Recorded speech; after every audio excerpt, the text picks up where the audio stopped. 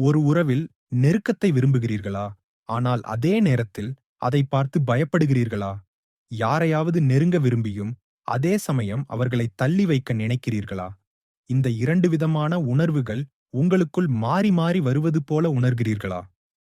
அப்படியானால் நீங்கள் மட்டும் இல்லை. இன்று நாம் மிகவும் சிக்கலான மற்றும் குழப்பமான ஒரு பிணைப்பு பாணியை பற்றி பேசப் போகிறோம். Avoidant anxious attachment style. சில சமயங்களில் இதை வெறுமனே தவிர்க்கும் கவலை பிணைப்பு என்றும் சொல்வதுண்டு. இந்த பிணைப்பு பாணி ஏன் ஏற்படுகிறது? இது உறவுகளை எப்படி பாதிக்கிறது? இதை எப்படி சமாளிப்பது? என்பதைப் பற்றி இந்த வீடியோவில் நாம் விரிவாக பார்க்கலாம். பிணைப்பு கோட்பாடு என்பது நாம் சிறுவயதில் நம்முடைய பெற்றோருடனோ அல்லது முக்கிய கவனிப்பாளருடனோ ஏற்படுத்திக் கொள்ளும் உறவுகள் பிற்கால வாழ்க்கையில் நம்முடைய உறவுகளை எப்படி பாதிக்கின்றன என்பதை விளக்கும் ஒரு முக்கியமான உளவியல் கோட்பாடு. இந்த கோட்பாட்டின் அடிப்படையில் மக்கள் பல்வேறு வகையான பிணைப்பு பாணிகளைக் கொண்டிருக்கலாம். அதில் ஒன்றுதான் avoidant anxious attachment style. Avoidant anxious attachment style என்றால் என்ன? இதன் உளவியல் காரணங்கள் என்ன? இது உறவுகளில் எப்படி வெளிப்படுகிறது? இப்போது நாம் 3 முக்கியமான கருத்துக்களைப் பற்றி பார்க்கலாம். இந்த பிணைப்பு பாணியைக் கொண்ட நபர்கள் ஆழமான ஒரு உள் முரண்பாட்டில் சிக்கித் தவிக்கிறார்கள். அவர்கள் ஒருபுறம் மற்றவர்களுடன் நெருக்கமாக இருக்கவும், அன்பைப் பெறவும் ஏங்குகிறார்கள். கவலைக்குரிய பிணைப்பு பாணியின் பண்பு இது. ஆனால் மறுபுறம், அந்த நெருக்கம் அவர்களை மிகவும் பயமுறுத்துகிறது.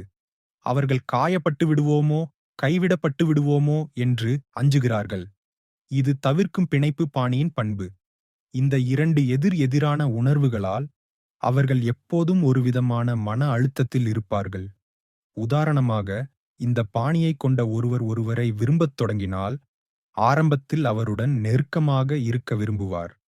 ஆனால் உறவு ஆழமாகும்போது திடீரென்று விலகிப் போகத் தொடங்குவார். முன்பு காட்டிய ஆர்வமும் நெருக்கமும் குறைந்துவிடும். இதனால் அவருடைய துணை குழப்பமடைந்து என்ன நடக்கிறது என்று புரியாமல் தவிப்பார். இந்த உள் முரண்பாடு அவர்கள் மற்றவர்களை நம்புவதையும் அவர்களிடம் முழுமையாகத் திறப்பதையும் கடினமாக்குகிறது.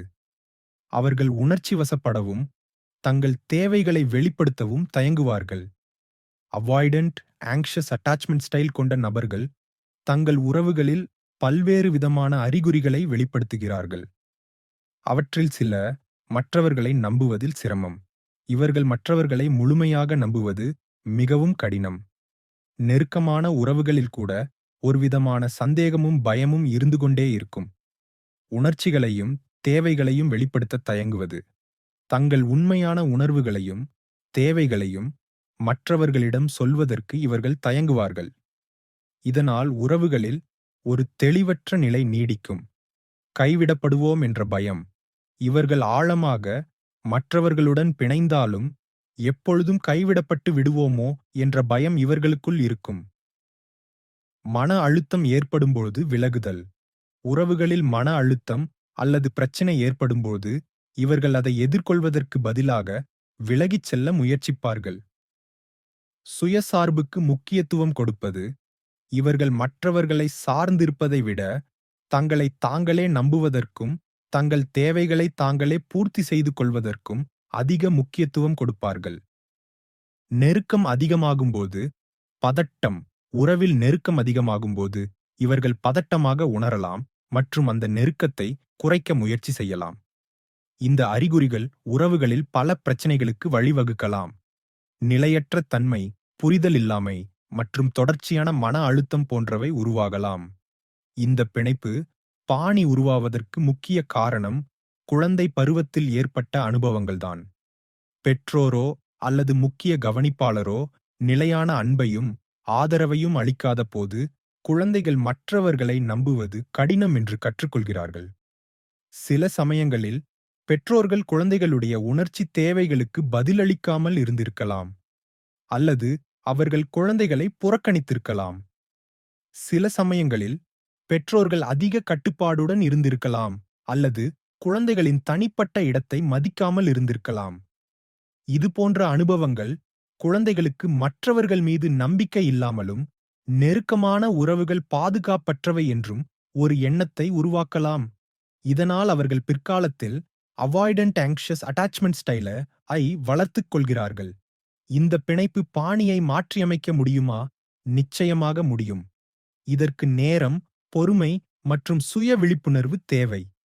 இதோ சில முக்கியமான வழிகள். சுய விழிப்புணர்வு. முதலில் உங்களுக்கு இந்த அவாய்டன்ட் ஆங்ஷியஸ் அட்டாச்மெண்ட் இருப்பது பற்றி நீங்கள் அறிந்து கொள்ள வேண்டும். உங்கள் எண்ணங்களையும் உணர்வுகளையும் உறவுகளில் நீங்கள் நடந்து கொள்ளும் விதத்தையும் கவனியுங்கள். சிகிச்சை. ஒரு உளவியல் நிபுணரை அணுகுவது இந்த பிணைப்பு பாணியை புரிந்து கொள்ளவும் ஆரோக்கியமான உறவுகளை உருவாக்கவும் மிகவும் பயனுள்ளதாக இருக்கும். அவர்கள் உங்களுக்கு பாதுகாப்பான சூழலை உருவாக்கி உங்கள் பயங்களையும் கவலைகளையும் ஆராய உதவுவார்கள். தொடர்பு திறன்களை வளர்த்துக் கொள்வது. உங்கள் உணர்வுகளையும் தேவைகளையும் ஆரோக்கியமான முறையில் மற்றவர்களிடம் வெளிப்படுத்த கற்றுக்கொள்ளுங்கள். பயப்படாமல், தயங்காமல் உங்கள் மனதில் இருப்பதை சொல்லப் பழகுங்கள். நம்பிக்கையை வளர்ப்பது. மற்றவர்களை நம்புவதற்கு கொஞ்சம் கொஞ்சமாக முயற்சி செய்யுங்கள். ஆரம்பத்தில் சிறிய விஷயங்களில் நம்பிக்கை வைத்து, அது வளர வளர பெரிய விஷயங்களுக்கும் அதை நீட்டிக்கலாம். உங்களை கவனித்துக் கொள்வது உங்கள் மன ஆரோக்கியத்திற்கும் உடல் ஆரோக்கியத்திற்கும் முக்கியத்துவம் கொடுங்கள். போதுமான தூக்கம், ஆரோக்கியமான உணவு மற்றும் உடற்பயிற்சி ஆகியவை உங்கள் மனநிலையை மேம்படுத்த உதவும். பொறுமை. பிணைப்பு பாணியை மாற்றுவது ஒரு நீண்ட கால செயல்முறை. எனவே பொறுமையாக இருங்கள் மற்றும் உங்களை நீங்களே கருணையுடன் நடத்துங்கள். அவாய்டன்ட் ஆங்ஷியஸ் அட்டாச்மெண்ட் ஸ்டைல் ஒரு சவாலான விஷயமாக இருந்தாலும், சரியான புரிதலுடனும் முயற்சியுடனும் ஆரோக்கியமான மற்றும் நிறைவான உறவுகளை உருவாக்க முடியும். நீங்கள் உங்கள் பயங்களையும் கவலைகளையும் எதிர்கொண்டு மற்றவர்களை நம்பவும் நெருக்கத்தை அனுபவிக்கவும் கற்றுக்கொள்ள முடியும். இந்த வீடியோ உங்களுக்கு பயனுள்ளதாக இருந்ததா? உங்களுடைய கருத்துக்களை கீழேயுள்ள கமெண்ட் பெட்டியில் தெரிவிக்கவும். இந்த வீடியோ உங்களுக்கு பிடித்திருந்தால் லைக் செய்யவும் உங்கள் நண்பர்களுடனும் பகிரவும். மேலும் இதுபோன்ற உளவியல் சார்ந்த தகவல்களுக்கு எங்கள் சேனலை சப்ஸ்கிரைப் செய்ய மறக்காதீர்கள். அடுத்த வீடியோவில் உங்களை சந்திக்கிறேன். அதுவரைக்கும் உங்களுடைய பிணைப்புகளை ஆரோக்கியமாக வைத்துக் கொள்ளுங்கள்.